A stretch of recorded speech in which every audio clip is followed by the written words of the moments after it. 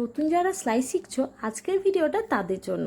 লটকন কিন্তু আজকাল ব্লাউজ বলো কুর্তি বলো কম বেশি সবেতেই লাগানো হয়।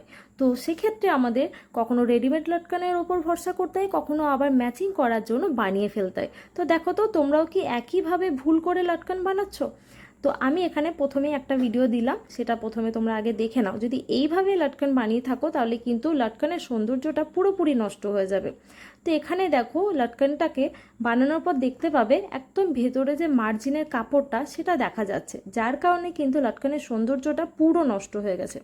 তো চলো এবার আমি তোমাদের খুবই সহজ উপায়ে এবং কম সময়ের মধ্যে ভালোভাবে লটকন বানানো শিখিয়ে দিই।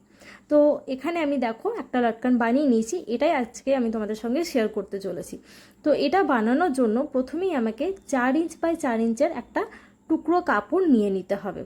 এরপর এটা ঠিক কর্নারে রেখে মাঝ বরাবরে একটা দড়ি দিয়ে একদম ট্রায়াঙ্গেল শেপে কাপড়টাকে ভাঁজ করে নিয়ে মিডিল থেকে সেলাই করতে শুরু করব, খোলা অংশ দুই দিক। তো সেলাই করার সময় মাথায় রাখবে অবশ্যই দুটো দিক সেলাই করলেও একটু কিছুটা মার্জিন ছেড়ে দিতে হবে, যাতে আমরা লটকনটাকে উল্টে নিতে পারি। এখানে আমি ডাবল সেলাই দিয়েছি, তোমরা প্রয়োজনে সিঙ্গেল সেলাই দিয়ে কাপড়টাকে লক করে নিতে পারো। তো দেখো এইভাবে সেলাই করবে এবং এক্সট্রা যে দড়িটা দেখতে পাচ্ছ সেই দড়িটাকে আমি কেটে ফেললাম।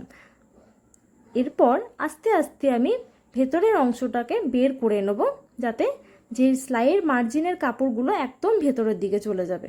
তো একটু একটু করে এটাকে বের করে নিয়ে কর্নারটাকে সুন্দর করে চাপ দিয়ে আগে ঠিক করে নেব, কারণ কর্নারটা যদি ভালোভাবে না বের করতে পারো তাহলে কিন্তু দেখতে একটু কেমন লাগে।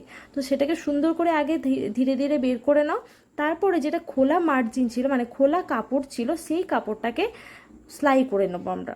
যেটুকু খোলা ছিল সেটুকু সেলাই করলে কিন্তু হয়ে যাবে। তো এরপরে যেই পার্টটা এই মুহূর্তে আমি সেলাই করছি ঠিক সেই টুকরোটা মানে সেই কর্নারটাকে আমি ভেতরের দিকে ভরে দেবো।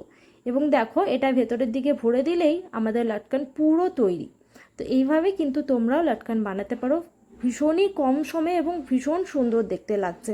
তো এরকমই ছোটো ছোটো টিপস পেতে বা আরও ভিডিও দেখতে হলে চ্যানেলটাকে সাবস্ক্রাইব করে রাখো এবং নেক্সট ভিডিও তোমরা কি দেখতে চাও অবশ্যই জানিও। তো দেখো আমার দুটো বানানো লটকনই তোমাদের সঙ্গে শেয়ার করলাম, কোনটা ভালো লেগেছে অবশ্যই জানিও, প্রথমটা না দ্বিতীয়টা। আর তোমরা কেমনভাবে লটকন বানাও কমেন্ট করতে ভুলো না।